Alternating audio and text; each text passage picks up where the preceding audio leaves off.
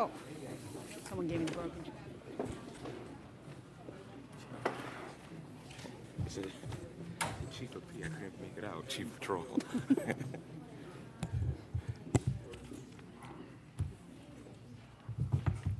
All right, everybody good? All set? All right, good afternoon, everyone. Thanks again for being here. Can't believe it's September already. I'm looking forward to going over the August crime figures for you and reporting even more gains, not just for August, but also in terms of an overall crime reduction citywide year to date. After that, let's see, Blasio is going to make some remarks. First, Lori Pollock, Chief Pollock, will talk about all the crime stats for August. Then Dermot, I think, has some updates on some cases he wants to talk about. And then we'll take some on-topic questions and off-topic questions. First, I want to thank everyone involved in the planning of Juve yesterday morning. It was really was a unified effort between the NYPD, Juve City International, members of the clergy, the people who live and work in Brooklyn, the violence interrupters, and many of our elected officials. Especially want to commend all of the police officers who worked again to ensure for another year that all those who wanted to celebrate the event for its intended purpose could do so without fear.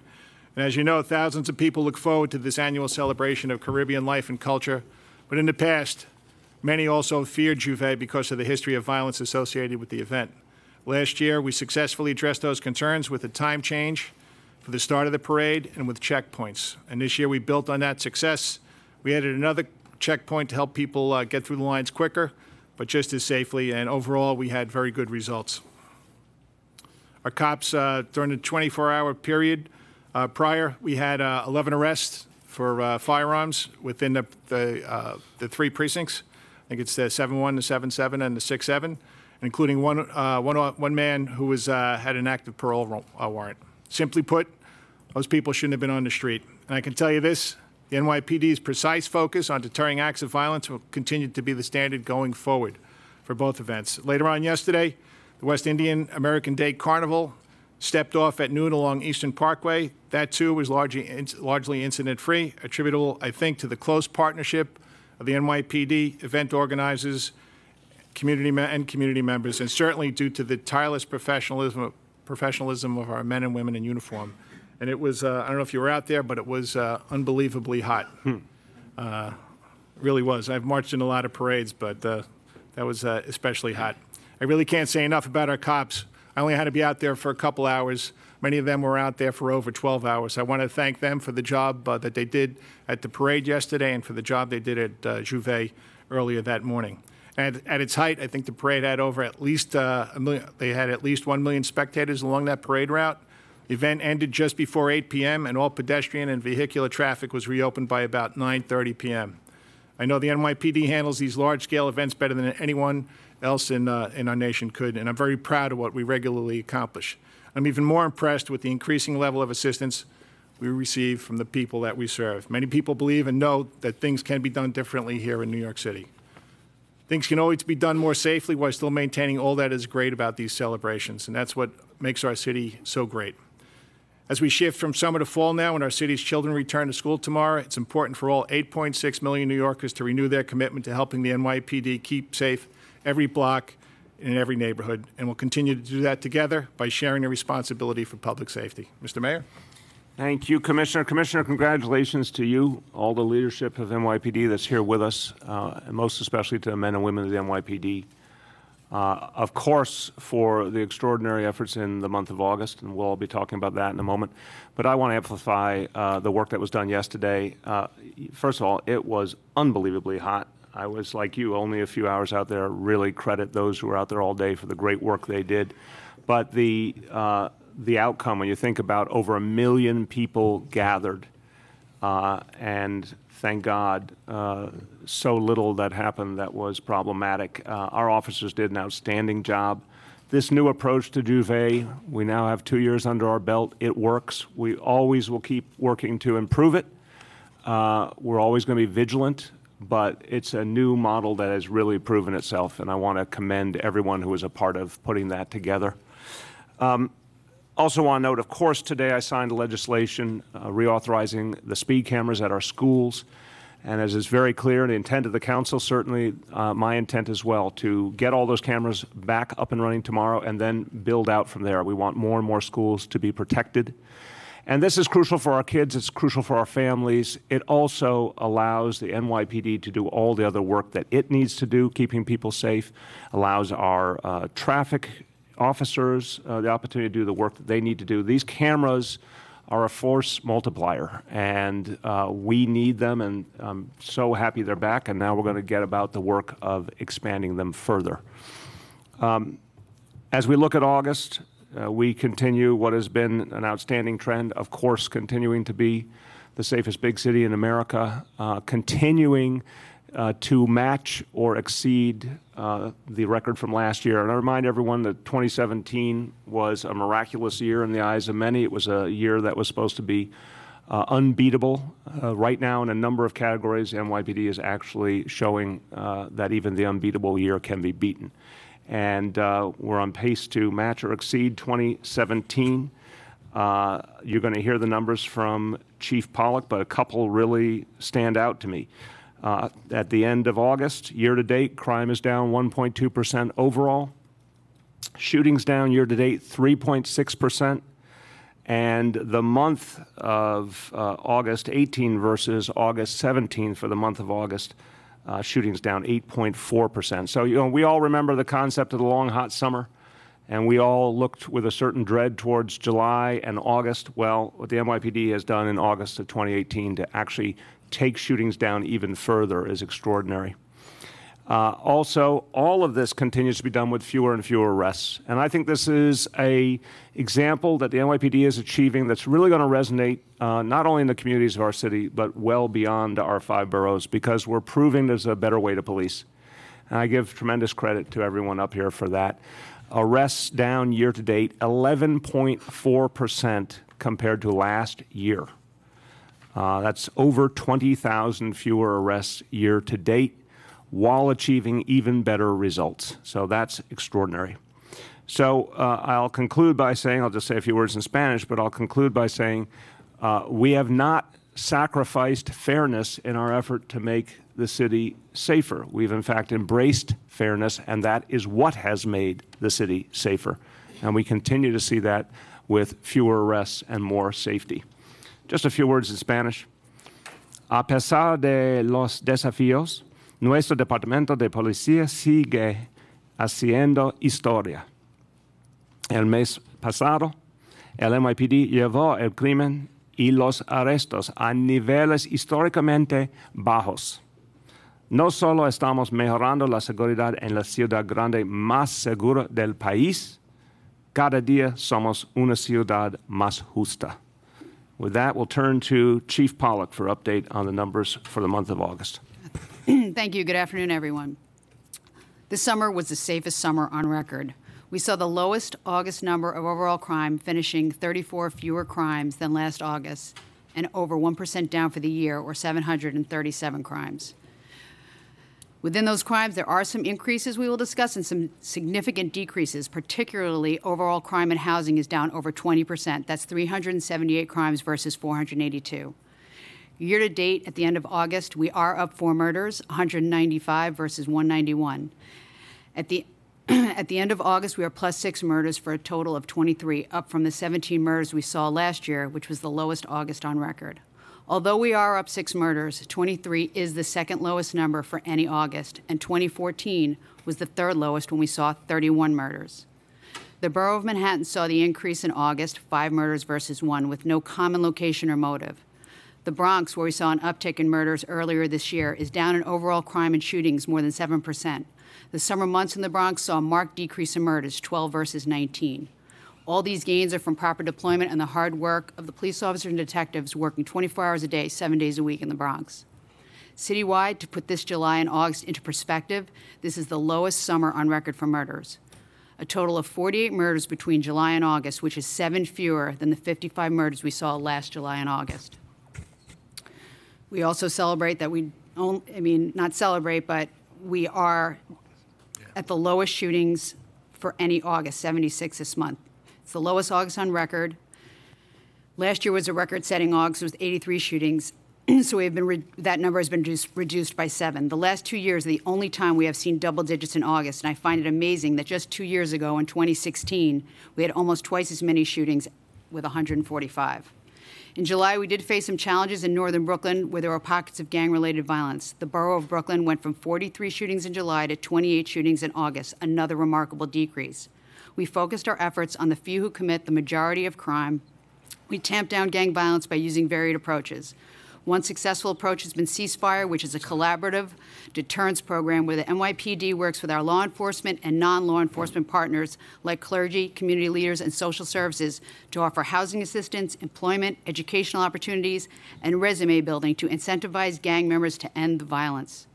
Summer All Out and Ceasefire are just two initiatives that support our tactical crime analysis, which literally occurs on a minute-by-minute basis to deploy resources citywide in response to harbinger crimes, like disorderly groups. Those can be groups that are gambling, playing dice, noise complaints, harassments, assaults, and shots fired that are often linked to subsequent shootings or homicide.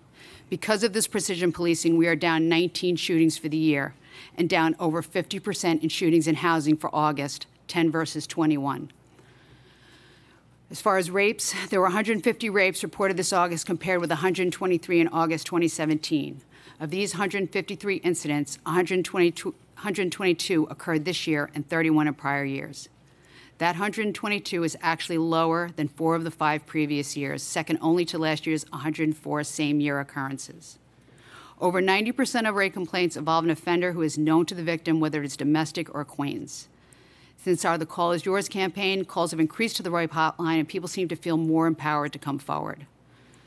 Robbery continues to reach record lows. August, we had 157 fewer robberies than the previous August record low of 1,280. Felony assaults are relatively flat. They are up 1,820 to 1,816.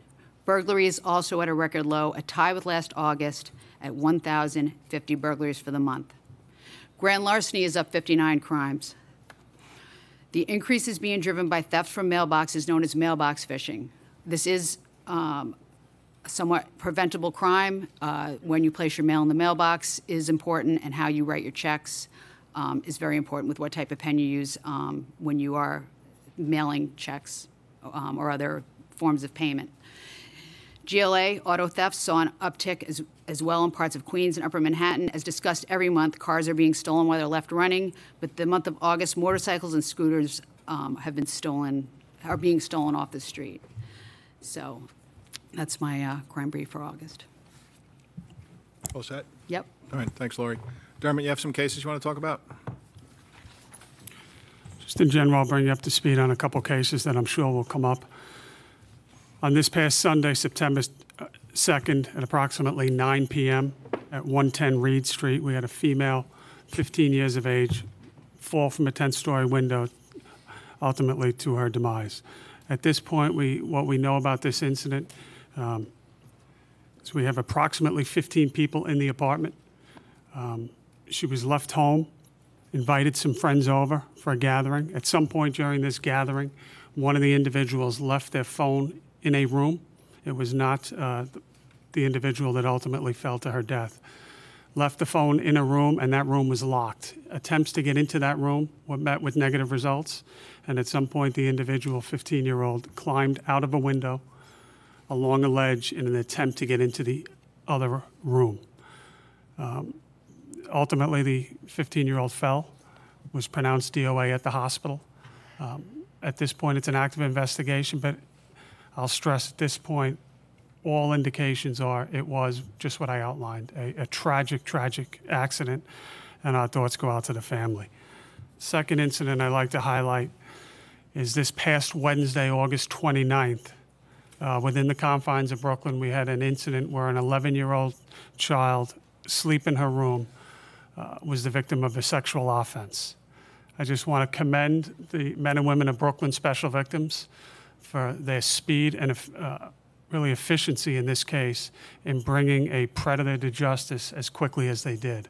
Under arrest is Julio Cesar Ayala, a male Hispanic, 18 years of age. He is facing a slew of charges in Brooklyn, and we thank the Brooklyn DA's office for their help with this case, including rape, burglary, criminal sexual act, and sex abuse.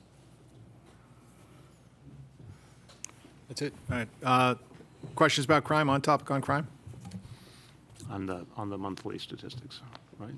Jonathan? I was asked about the seeming epidemic of credit card fraud and that new wave, not so new wave, but ongoing wave of crime. Where does that fall into the stats and how do we account for that and that sort of ongoing criminal activity before victims? All right, Laura, you want to get into the numbers a little bit more? And Dermot, you can talk about how we investigate that, all right? Yep. Okay. Well, I don't have it all broken down right now, but there is certainly a category for credit card fraud, identity theft, situations where bank accounts are opened under fraudulent names or stolen names. I can give you that later, exactly what the breakdown is of those particular crimes. Well, that's included in the grand larceny numbers, yes.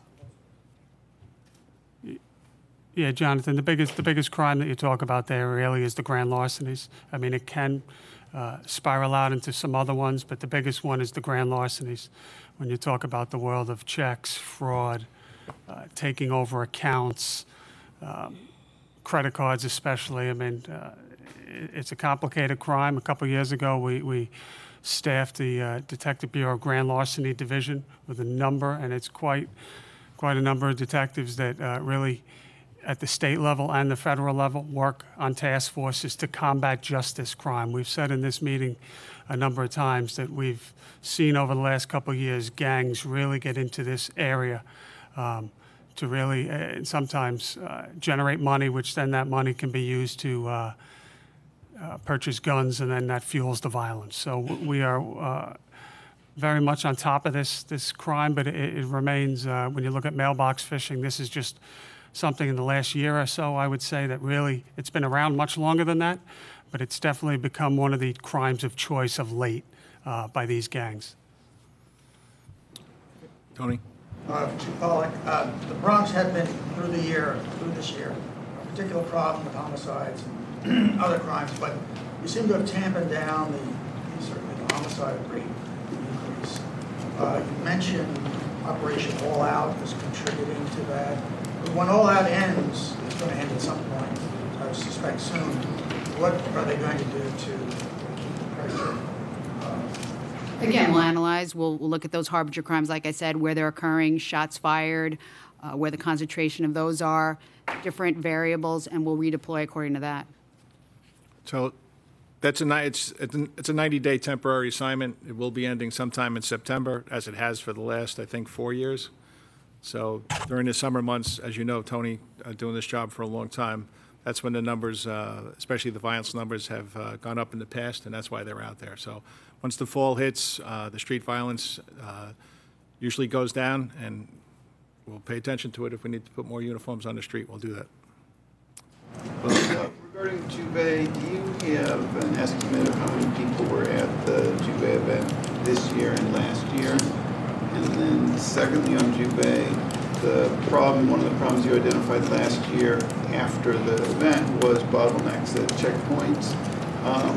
I saw the same thing this year, hundreds of people trying to get through, problems with the checkpoint. So it doesn't seem that you were successful in changing that. So can you address that as well? Yeah. So I'll start with the second one, and then Rodney, jump in whenever you want to. So I was there, got there around 6:15, 6:30 or so.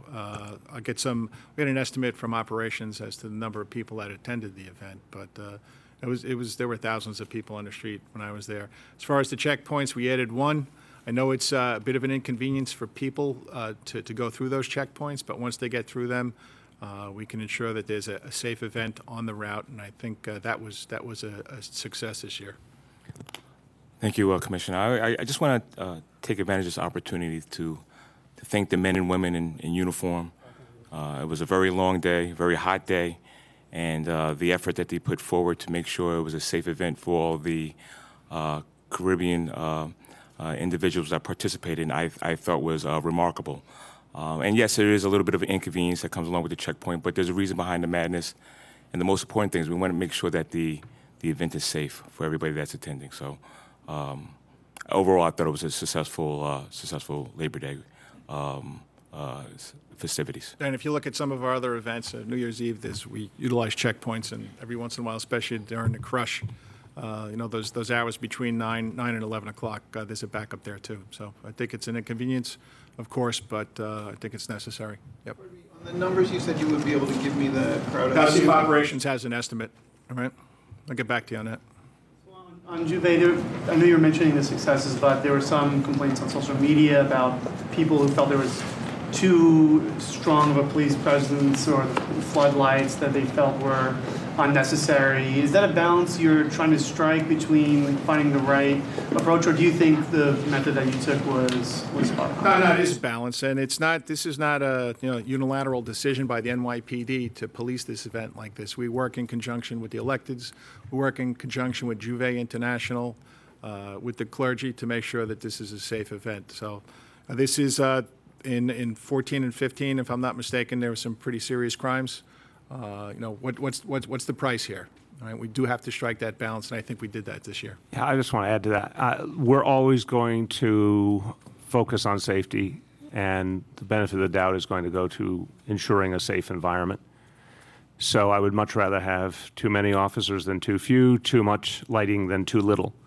That said, we're in a new situation now. This is a parade and a celebration in Juve that for years was plagued by violence. We saw a real change last year. We've seen further improvement this year. We're going to keep assessing year by year. And the safer it becomes, the more options we have. But for now, of course, we're erring on the side of safety. Rocco? Chief Shea, could you fill us in on Juve on the, I guess it's two acts of violence connected to Juve and or the parade, and then also there's a missing adult male with the mental capacity of a 5-year-old. Can you tell us what's up? Hey, Rocco, are you talking about the one at 706 Nostrand? I think that was about 7:30 in the morning, about 11 blocks north. And then at 668 Flatbush, that was 2:30 in the morning. That's about 8 blocks south. So that was well off the route. Connected then, just in terms of motive? It was not on the route.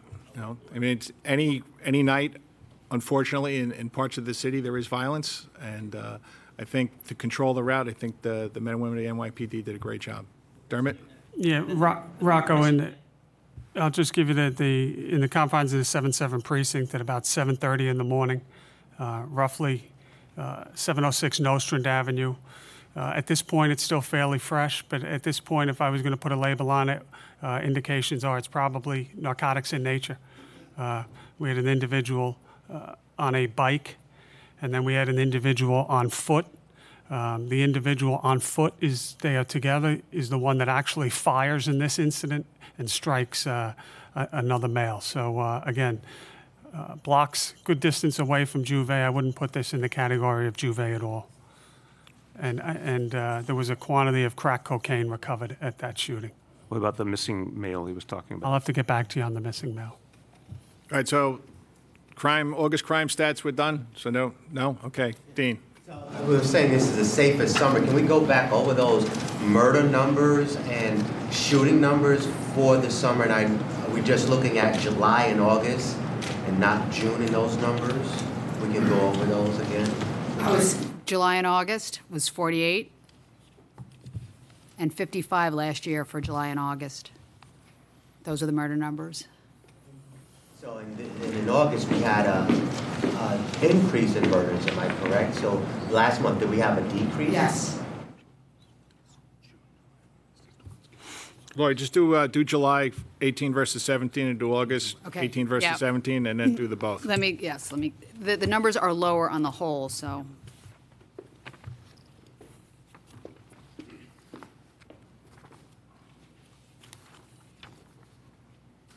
So this year, our July murder numbers were 25 versus 38. Someone's got a phone on. Okay, go ahead. Yes. It's a huge drop. Versus 38 in July 2017. Yes. And then this month, we saw the increase of 6, 23 versus 17.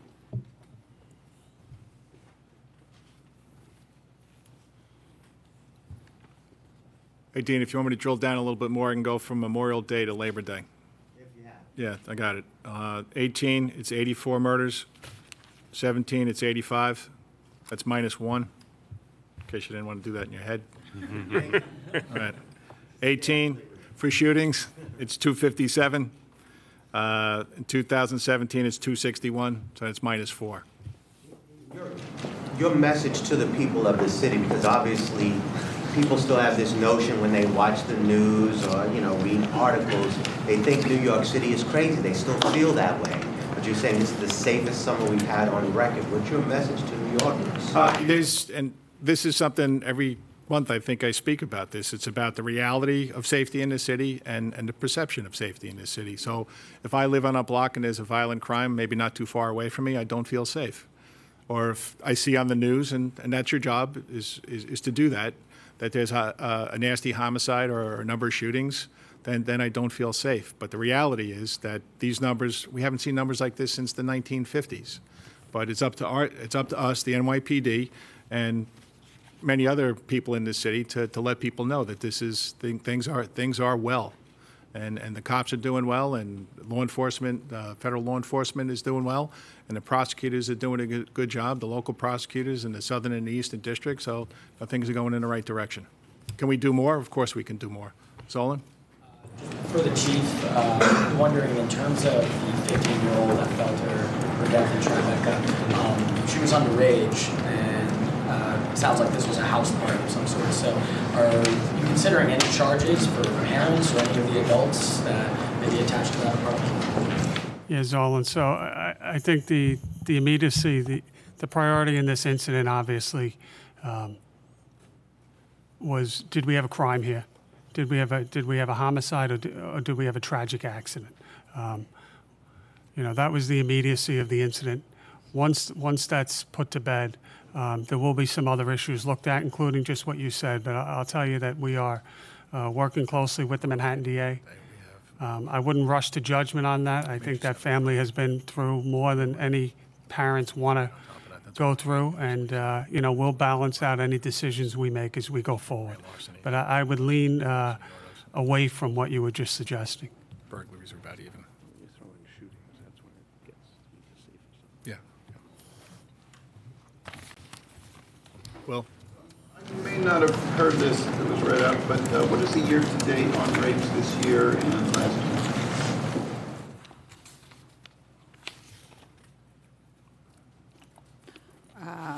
Don't have the year-to-date number in front of me. I'll get it to you at the end. Tony?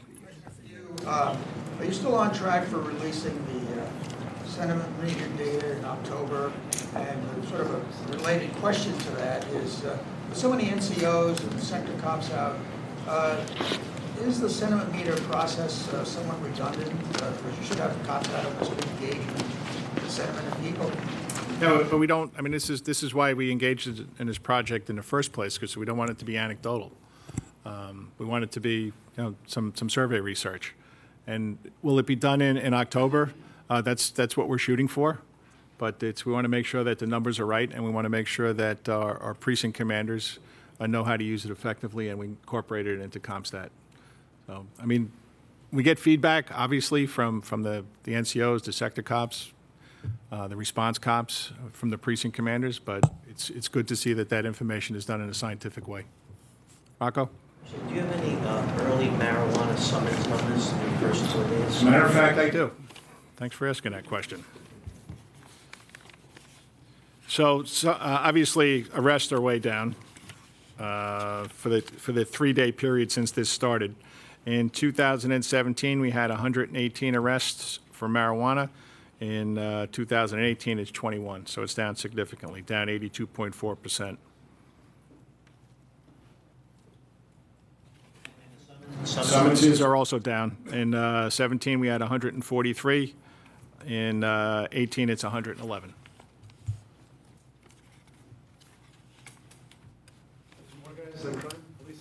Yep. He was here last month where the administration pledged to produce to comply with the fair evasion reporting law in the coming weeks, I think the mayor said. A month later, I was told that the administration is still working issues out with the city council before they publish these demographic reports. Can you elaborate on what's keeping these reports from being published at this point? I'll just say to begin, we're very close. Please. Moment, when we say to end. I don't know. We're very You close. have to say very close This again. is, we are close. We're working with the council to make sure that we do this. I believe in transparency, but we also have to balance that with public safety. So we just have to make sure, as we release these figures, that they can't be used in a way where it'll end up affecting the safety of the people that ride the subway every day. Can you just elaborate on what those safety No, I'm not concerns going to are? talk about that. Yep, we're in discussion with the council about that. Yeah. Question for the mayor. In 2015, you announced that you were going to, the city was going to be fighting more of these frivolous lawsuits against the NYPD. Just wondering if you're satisfied at this point with the law department's crackdown on kind of the ambulance chasing lawyers, and do you think that $384 million in settlements over 5 years is an acceptable amount? I absolutely believe we've changed the culture about the lawsuits, that for too long, lawyers, I think in some ways that were unscrupulous, brought these lawsuits hoping for an easy settlement. We said we would break that pattern, and we have. A lot more lawyers were hired to fight these cases. We've seen a real reduction in the filing of these kind of lawsuits against officers because now it's quite clear that we're going to take them on. So, you know, and in the cases that we are taking on, we're winning. So I'm absolutely convinced we're in the right direction here. I think we have more to do. I want to keep driving down that number further because we don't want a single frivolous lawsuit against our officers. And I think it's very important to our officers and their ability to do their work, to not have that hanging over them. That's entirely why we put this strategy in place, and we're going to keep building on it. As to the overall number, I mean, it's a huge city. We know this, 8.6 million people, 36,000 officers. There's always going to be settlements. We want to make that number as small as possible. So it's absolutely something we're going to keep working on. And just to ask you about the reduction in lawsuits, do you attribute that more to people thinking they're not going to win some of these cases, or do you think it's actually the reduction in police interaction? Look, both contribute. I obviously am most interested in addressing the root cause, which would be to, in every way we can, improve the relationship between police and community. I think neighborhood policing is doing that. I think the de-escalation approach is helping. I think there's a lot of things as a matter of policy and training that are helping to improve the relationship between police and community, and I'm sure that has an impact. But I also think it's really important that we're disincentivizing lawyers who want to try and bring these lawsuits for reasons of profit, or anyone who thinks they can make a quick buck here. We're showing that's not the case. Yeah.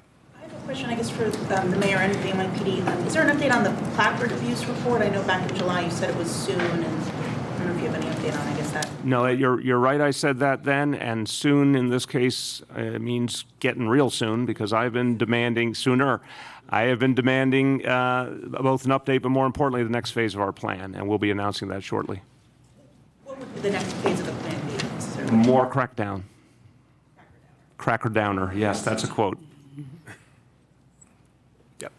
Commissioner, what do you make of the, we had a few viral videos over the past month that showed people berating cops, and then we had the Sergeants Benevolent Association announce there's a reward for people that are going to help cops that are in a confrontation. What do you make of kind of the general temperature coming out of the SBA and criticizing kind of an increase in hands-off type of policies? There's obviously, by what we've just talked about for the last 40 minutes, close to 40 minutes, you can see that no one's standing down. NYPD police officers are the best in the world. I've been a cop for almost 36 years now, and there are people that, believe it or not, that talk to police officers in a way that is disrespectful at the very least. And that's been going on since, I guess, policing was invented. As far as the SBA, he's the president of the union. He can say whatever he wants. As far as his idea to offer $500, I'm not in favor of it. The police are the police. If you see a cop in trouble and you can call 911, that's good. And I've been involved in many incidents over the years where we needed additional assistance, and New Yorkers have come forward, as they always do, to help the men and women of the NYPD. Let's go, guys. On still police, let's finish on police. Is anything else, cases, anything else? Rocco? For the mayor, I guess, and for the commission as well. Regarding Argus cameras, is there, the way it's structured now is that the installation of Argus cameras is generally a byproduct of an elected official having money in his or her account, so to speak. Wants to fund the camera, goes to a precinct commander, they decide on the location. Is that and what we have now is sort of a kind of a wide range of numbers. With the Bronx, for instance, further down on the ladder in terms of the actual number of Argus cameras. Is there a better template that might offer a more equitable distribution of these cameras? Well, I just want to give a little frame. I want to give this a little framing as a former council member also, and then pass to the commissioner and his team.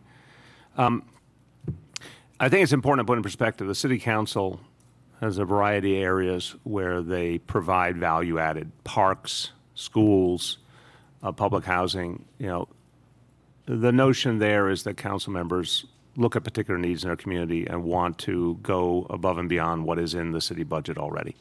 And that certainly is value-added. The city budget itself, proposed by the administration, reflects what we think are the priorities. It's obviously a lot that we have put into public safety, and a lot of things we think are high priority. And most importantly, and we did this with the council, was adding 2,000 officers on patrol and improving training. Really elemental things that we think are the key to safety. So I just wanted you to hear that context. Now, in terms of how the NYPD in the budget process looks at Argus cameras compared to other needs, I'll let the commissioner speak to that. So, Rocco, I think you're specifically referencing what's going on in the Bronx. In the last 2 years, we put 172 cameras. We have plans to put more, about 50 more by the end of the year. That 172 represents 82% more than in all the prior years. So, you know, maybe there is a better way, and we'll work with the city council and the elected officials to make sure that it's done in a way that continues to keep New Yorkers safe. And we do rely on Argus cameras, but again, that's just one piece of the NYPD camera system. Argus has 2,600 cameras, and you know, we have thousands of other cameras that we can see in the domain awareness system that helps us solve crimes and prevent crimes. Dean? I'm sorry, I meant to ask this just very quickly. Well, that's what you go ahead. Any update on the case of Brandy Odoms, the young lady who was found this spring? Chopped. I know it's been a long investigation. Any more leads? Any closer to an arrest? And over the weekend, I think there was a cyclist killed in the 104 as well on their bike. If you have any information. I'll handle the Brandy Odom question. In the 6-9 precinct, back, as you said, in the spring, that incident is still at the top of our priorities. I think I've said it at a prior press conference in this forum, that I expect to have an arrest in that case. Men and women of Brooklyn South Homicide and the 6-9 Detective Squad are working literally on a day-to-day basis on that case. I'm not going to go into specifics, and I wouldn't go into specifics last time, but I will tell you that I expect an arrest in that case, and no one would be happier than the men and women working on that case to bring justice for that family. Okay, on the 104 precinct, on August 28th, approximately 47 minutes after midnight, we had a bicycle involved in a collision with a group of motorcycles at that location. That was in Seneca Avenue, approximately near Woodbine Street. We had a male Hispanic, 65 years old, that died as a result of his injuries. At that time, it appears that ATV riders struck that bicycle at that intersection, at that location. Currently, we are investigating that under CIS-style collision investigation squad. Hey, just want to add one thing, and I don't do this very often, but there was an article in one of the papers this morning about a promotion we had on Friday, Inspector Mike Kletzel. Now, I think you're very fair, but Mike is a person that I've known for many, many years now, and the work he's done over the years, his years in the NYPD, Mike deserved that promotion. What he does every day, and the people, the men and women that he works with every day, They are one of the real drivers of this crime reduction. The work that they do in the Warrant Squad every day, waking up at 3 in the morning, getting to work at 4:30, knocking on doors at 4:45, 5 o'clock in the morning, locking up the people involved in violence and crime. I just thought that I needed to remind everybody of what a good man and good cop Mike Klutzel is. Yep. Okay, you want to, hold on, just hold that 1 second. Yeah. Let some of these folks go. Few of the proud, the brave. I see, how's it?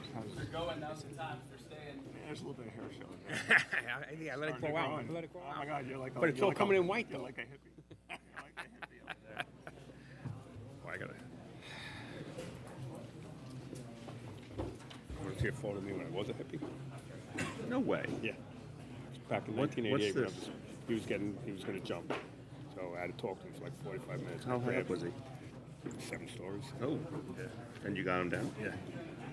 See the hair? Yeah, I'm very impressed.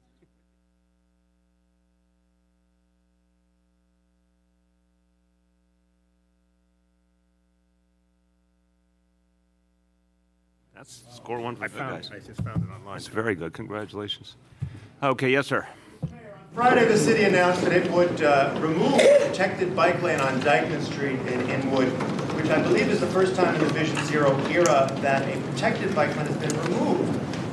In May, as recently as May, the DOT said that that safety measure was indeed working. So maybe you could explain to us why you and the DOT decided to remove Well, that. you said me without having your facts. We know each other a long time, so I think you want to ask the question, was this something you authorized? The answer would be no. It's a very big government, and sometimes things happen that do not reflect my will, and I appreciate you raising it so that we could look into it. I'm going to look at the situation. There is a history of, just generally, I'm not talking about protected bike lanes here, I'm talking about bike lanes. There's a history of bike lanes being implemented and in some cases needing adjustments, and that's fine. Some of those adjustments can really be sensible both in terms of safety and in terms of the needs of the neighborhood. We should never look at any of this stuff as static. But a protected bike lane is obviously there for a reason, and alteration to that should be done very, very carefully. So this was not brought to my desk. It should have been brought to my desk. It will be brought to my desk, and I'll render a judgment, and then we'll let you know. So that decision's on hold until I review it. Again, it's on hold. I'm saying that, and if there's any work being done, we'll make sure that that's on hold too. Yes? Mayor, 17 years after 9/11, the South Tower remains incomplete. What is the city doing to expedite that process, and what can you do? Honestly, from everything I've seen, that work has been the focus of course, the Port Authority and the state and the private sector entities involved. We've tried to be supportive. I have not gotten an update on that recently. I would say, obviously a number of other buildings have been built, and there's been a sea change there, and it's been an extraordinary positive story. After years where things appeared to be static, almost everything is complete now. But I will be happy to get you an update. Again, primarily that is a Port Authority issue working with the private sector. Are you satisfied with the progress? In general, yes. I've not been updated recently on this particular building, but in general, yes. Yes. Mayor, regarding ongoing problems with NYCHA, with mold, with lead, we at Fox just did a story yesterday, a resident at the Fort Independence houses who had mold, and showed pictures and video of NYCHA workers just coming in and covering it up rather than removing it. I'm wondering how concerned you are with the ongoing remediation or lack thereof of problems and of children and other residents getting sick from this ongoing mold. And it's a great question. We're in the middle of a sea change at NYCHA. There's new leadership. There's a huge infusion of new resources. We chose to work with the federal government to come to a settlement that included not only a commitment over these next years when I'm mayor, but a commitment of resources for years to come to address mold, among other issues. It's going to take a lot of work. The overall need now in NYCHA, which was just recently documented, is $31 or $32 billion. And there's no way the city can handle all that on its own. So we're going to have to do a lot of things differently to generate that money and hopefully get some real federal help and some state help. Remember, we have not seen hardly anything from the state over the last 5 years. But we are adamant about changing the situation. A good example is Queensbridge houses. where all the roofs have been redone, and that's getting at the root cause of the leaks and the mold, the biggest housing development in the whole city. So that was done successfully. We look forward to doing that in a lot of other places. We've got 900 roofs that we're replacing. I think it'll make a big impact, but it's a very serious problem, but we're throwing a lot at it. Though this resident had pictures and video of workers literally covering up the black mold with sheetrock as opposed to tearing down that. I have not seen the case, and I certainly want to bring it to the attention of our general manager. So if you can make sure to let my team know the specifics. We want to go with the root causes. So we want to go with the roofs that allow the leaking to happen to begin with. We certainly don't want to cover up a problem. We want to address it foundationally. Now, sometimes there's a situation where that can't be done without a lot more work, and you need to provide a temporary fix to protect a family. So I can't judge this one without knowing all the facts, but I can say to you, is it a real problem? It's absolutely a real problem, and it needs to be addressed throughout all of our buildings, and it will take billions of dollars, but at least from the city perspective, we are putting that money in. Yes. Mayor, also on NYCHA, last Friday, prosecutors filed in federal court documents saying that the city still isn't complying with the consent decree on NYCHA, that there aren't appropriate precautions being taken when remediating lead and mold, and that the city had, and that NYCHA had not responded to requests for meetings on this, and that they weren't going to have people trained on doing this properly until next year. I just wanted to get your response to No, that last piece is not right. I've checked in on the finishing the training, so I believe 2/3 of the workers involved have been trained. The final third will be trained by the end of this month, so that will be complete. Look, we have comported ourselves, meaning the City of New York, certainly NYCHA as well, in a cooperative spirit with the Southern District. We agreed to a settlement. In the meantime, we have work to do pending the partnership we look forward to having with a monitor, with an action plan that has to be approved by a court, but that's going to take several months. So we, of course, have continued with all of our efforts to address lead. We've announced a brand new thing that's totally separate from the settlement, which was the use of the X-ray technology to go back over 130,000 apartments and determine once and for all if they have lead. That's never been done before. But, you know, the issues raised by the Southern District, I would say, from my point of view, these are all things that are works in progress. A lot of money has been devoted. We put a compliance officer in place. We're training those workers. Everything's moving. We're taking it all very seriously, and then we'll have more that we'll do together as soon as the next elements of the settlement are in place. Is there some kind of communication issue, do you think, between NYCHA and the prosecutors? Because it seems here that they, you know, they're saying they couldn't get an appointment to sit down and discuss what was going on with the remediation until, you know, like this week. There may have been some crossed wires that we need to fix, and obviously this is a new relationship. But I will say during the discussions that led up to the settlement, which were very, very extensive, everyone ultimately got to a cooperative place and a productive place. So if there's if there's some kind of speed bump here we have to address, we will address it. And we look forward to more dialogue. But where this is leading, of course, is to something more formal, which is when there's a monitor in place, and we look forward to that. Yeah.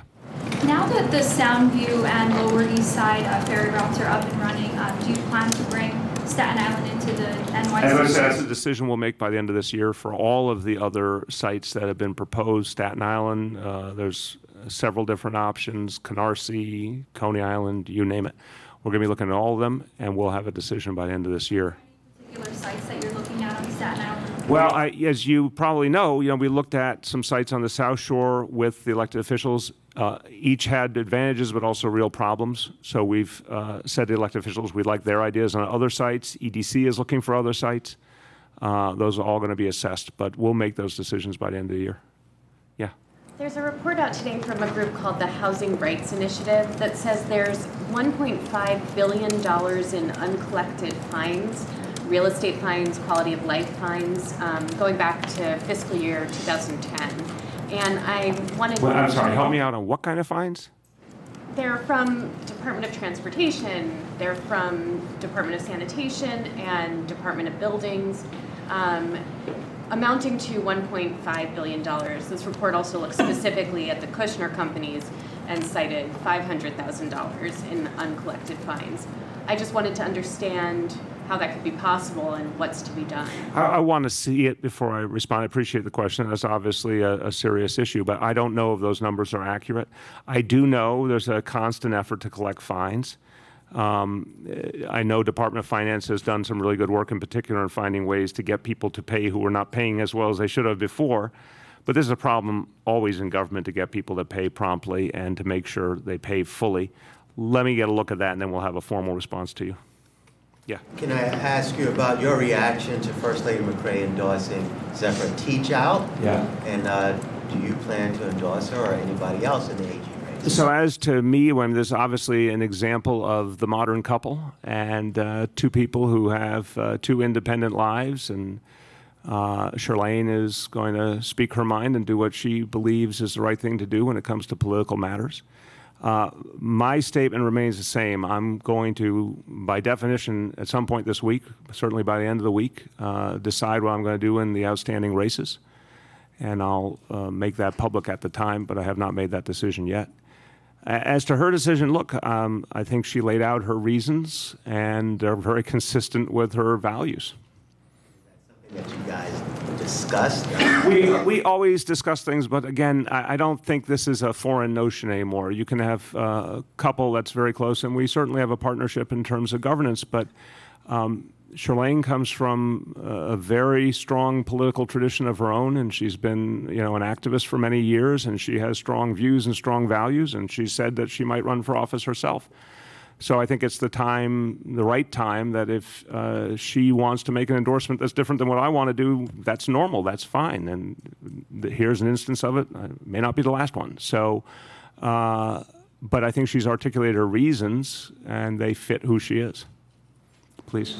I wanted to go back to NYCHA and the issue of kind of how the figure of the number of kids who registered high levels of lead kind of grew from November, when we first learned this from the DOI report. At the time, the figure that was put out publicly was 19 kids, and as you know, it later went up to 820 and then 1160, I believe. But when the administration in November, NYCHA put out a fact sheet saying 19 kids had been impacted, and Dr. Blasio testified at City Council that the figure was 19. At the time, they were only counting cases at or above 10 micrograms per deciliter, and they were excluding any cases where the health department identified lead hazards in the apartment, but NYCHA subsequently appealed it. Okay, before you get, no disrespect, you're getting a lot out, so let me start to respond, and then you'll do follow-ups. You just hit the nail on the head of what's happening here. There are different standards that have been held over time based on federal guidelines from HUD, based on the CDC, based on the city's own law. There's not been a continuity of a single standard over the years. And in fact, what has happened is that the health authorities of this nation decided over the years to put a more stringent standard in place, which is now the standard that we are using across the board. So that explains some of why you've seen different numbers at different times. The important thing now is we're talking about an extraordinarily stringent standard, the 5 micrograms, and we're giving now comprehensive information regularly. That's what we've committed to. But those are the statistics. Let's talk about the human beings. We know that once we identify a child, there's several things that are happening. One, we're following up to make sure that the child gets whatever care they need. Two, we're addressing the source as best we can determine it to make sure the child is no longer exposed. What we're seeing is a very substantial number of cases, and we can get you the exact percentages, where the follow-up is leading to those exposure levels going back down and back down to a safe level. Every child reacts differently to exposure, and there's no way to trace exactly how much exposure, meaning the period of time. But what we do know is exposure levels are down 90% since 2005. We believe we're going to drive them down a lot more now. We're taking a Vision Zero approach. And the amount of resources that are now going into addressing this issue and hopefully ending this challenge once and for all is unprecedented. And I believe it's going to make a huge, huge impact. Any child who needs help, our health department will provide it. That's the bottom line. I understand your point about the differing guidelines from different sources, but those all govern city action, when the city needs to act and what they need to do. But as far as reporting it, why did the city not report all the cases, adopt the CDC recommended guidelines for where it's unsafe as 5? It seems like it was kind of purposely trying to minimize the number. That's just not true. The fact is the CDC put out guidance, but not a requirement. The first requirement occurred in the second half of last year, as I understand it, with the HUD regulations. So, look, I'm not an expert on all the different pronouncements of the CDC over the years, but I do know that there's a difference between the advice and the guidance they give versus a requirement. The bottom line is we're now working from a very, very stringent standard across the board. And that's a good thing in terms of making sure that everyone is on the same page about what we have to do to protect kids. And we're doing things now that have never been done before to address the underlying problem. When we finish going through the 130,000 apartments, we will have an entirely different understanding of what we have to do from that point on, because we'll be able to rule out a huge number of apartments, I believe, focus all of our energies on addressing once and for all the ones that remain. And as you know, as part of the settlement, we agreed to put billions of dollars into addressing issues like lead. So this has been brewing since 1960 in the sense of the knowledge that lead was a problem. That's the first time it's outlawed in New York City. But this is the first time there's going to be a true Vision Zero approach that we believe can eradicate the problem once and for all. Last point, so you believe the city was being as transparent as possible when it was based on putting up standards that everyone was using, yes. Question regarding security. The UN General Assembly is coming up, and I was wondering what the security protocols are going forward regarding the UN as President Trump visits the city. Commissioner, if you could speak to that. Yeah, I'll let the experts speak. I'll just say they've done an outstanding job the previous 4 years I've been mayor, and I think it's the gold standard for protecting foreign dignitaries. Take it away. Yeah, so as we get closer to Unger, we'll have an availability to talk about our security preparations, but it's been going on for a long time. Chief Galati, I think this will be his 12th year, and working with Chief Hughes, who's now the chief of Manhattan South. They do a great job each and every year. At one point last year, we had 170 motorcades riding around the city. So as you can see, that's a bit of a logistical nightmare, but this is something that we do well, and we've been doing it for a long time. Got time for 2 more. I just want a clarification here. When you were asked about your wife endorsing Zephyr Teachout, you said that you discussed it, and you said if she wants to make an endorsement that's different than I want to do, that's fine. Different than I want to do, that sounds like there was a disagreement there. You did not want to make an endorsement of Teachout. No, I mean, look, I'll make it much simpler. We have a very, very communicative relationship, both professionally and personally. I'm simply saying she made a decision that she wanted to make an endorsement. I obviously have not made an endorsement. I have to come to a final decision. I have, for example, in that race, experience with a lot of the candidates. I've worked with a number of them.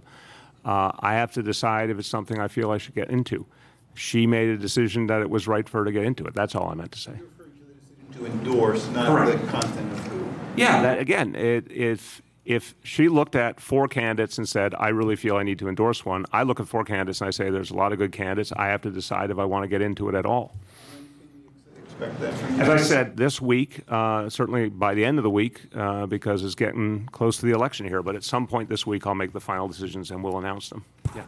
I have a question about the U.S. Open. I know a few months ago you banned cars from Central Park and said that parks are for people, not for cars. But at Flushing Meadows Corner Park, which is the 3rd largest in the city, for a few weeks, because of the U.S. Open, the park has essentially turned into like a parking lot for this big tennis corporate event. I just wanted to know, I mean, it's been an issue. I know it's come up with some of the community members, so I just wanted to know if there would ever be a plan to adjust the way that is, because it seems unfair that in some parts of the city you get a car-free park, but in other parts of the city for a few weeks is sort of taken over by a large scale. Well, I appreciate the specificity of the question because you are making an exception for a particular big national, international event, and it's not the same as what's going on, for example, in Central Park.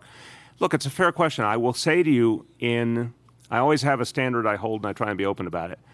It's been 57 or 58 town hall meetings and all the call-in show, questions from the call-in show every week, and every interaction I have with elected officials. I have to be straight up with you. No one has raised that as a problem to me that I can remember. And I think there's a recognition that U.S. Open is a tremendously positive event for the city in every way, including economically.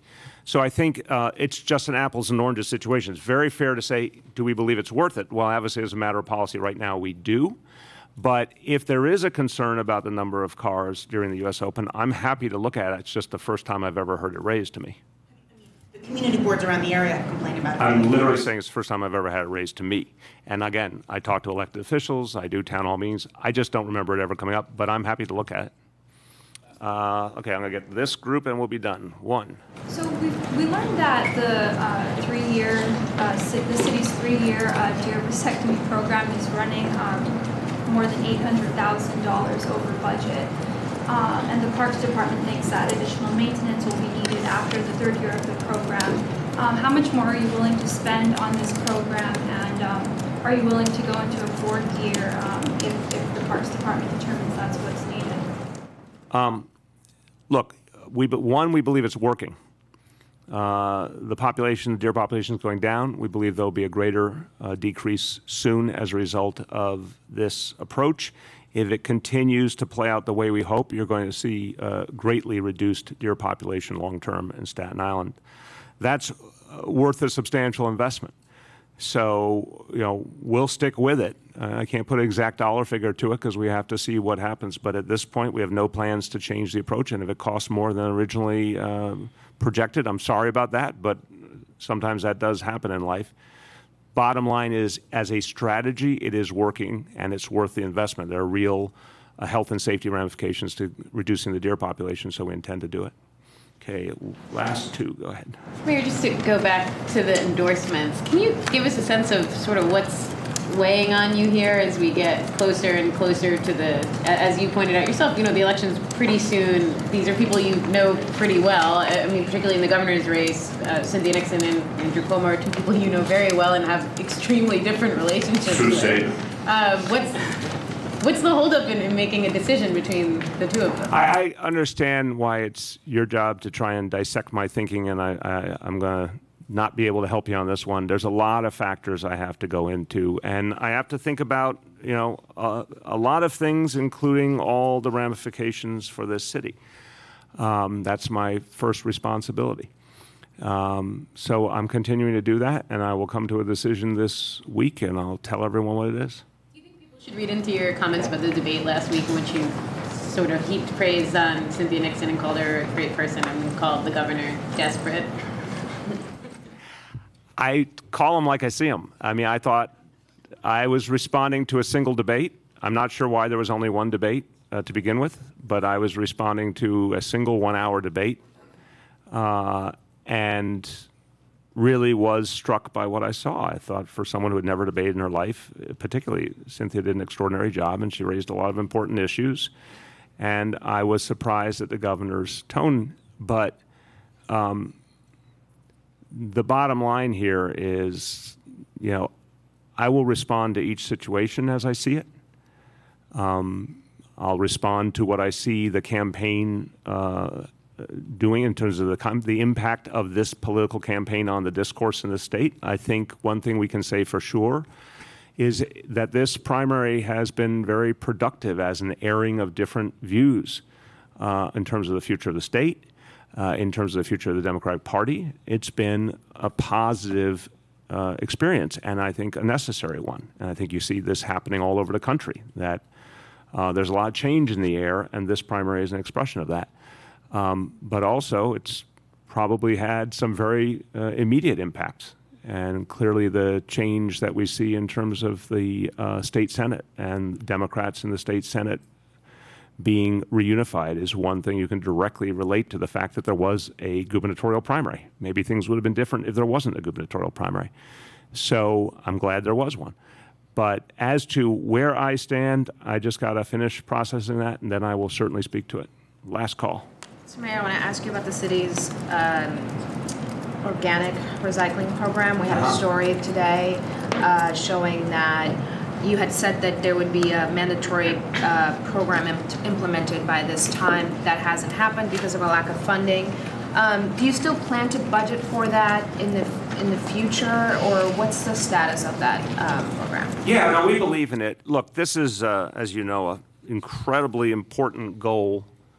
If we could get all the organics in this city collected, it profoundly change how we deal with sanitation, and it would be good for the environment. It'd be good on so many levels, and reducing what we send to landfills, which is a central goal.